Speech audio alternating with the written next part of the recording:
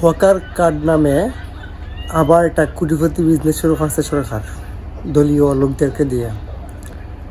আর এই কোটিপতি ব্যবসার সবচেয়ে বলিব হকাররা, সাধারণ পাবলিকরা বা নিম্ন আয়ের মানুষরা, আর লাখ পয়সা কামাইব দলীয় কর্মীরা।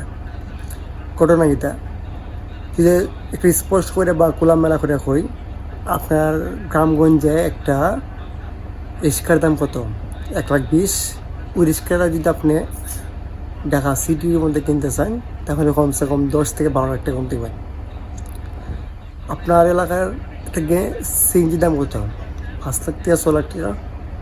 ওই সিএনজিটা যদি আপনি ঢাকা সরকারে কিনুন তা 18 থেকে 19 লাখ টাকা। কারণ কি তা একটাই কারণ, শুধু একটা কার্ড। যে রিক্সাটা গ্রামগঞ্জে 30,000 টাকা বিকে, ওই রিক্সাটা খালি একটা কার্ড থাকার কারণে ঢাকা শহরও 8 থেকে 10 লাখ টাকা বিকে। যে সিএনজি গ্রামগঞ্জে 5 লাখ টাকা বিকে হয়, এই সিএনজিটা একটা কার্ড থাকার কারণে, সিটি কর্পোরেশনের একটা লাইসেন্স থাকার কারণে বা কার্ড থাকার কারণে 18-19 লাখ টাকা বিক্রি হয়।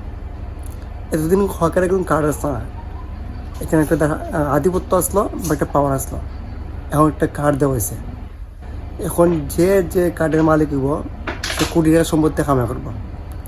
কারণ ঢাকা শহরের টুকাই বলতে এমনভাবে বিজনেস হয় বা হকার বলতে এমন বিজনেস করতে পারে যে কোটিপতি টাকা ইনভেস্ট করে লাক্সারি বিজনেস করতেছে, যে পরিমাণ ইনকাম করতেছে, এই হকারে তারা আশেপাশে টাকা ইনকাম করতে পারে।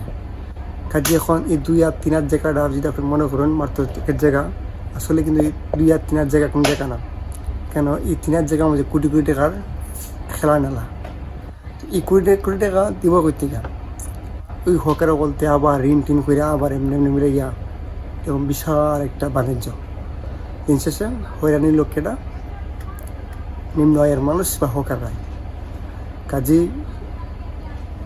এই বিজনেসটা না করলে পারত সরকারে। হকারগুলোর অন্যভাবে একটা বাসস্থান বা একটা গুরুত্বপূর্ণ জায়গা বা চলাফেরার মতো একটা জায়গা করে দিতে পারত।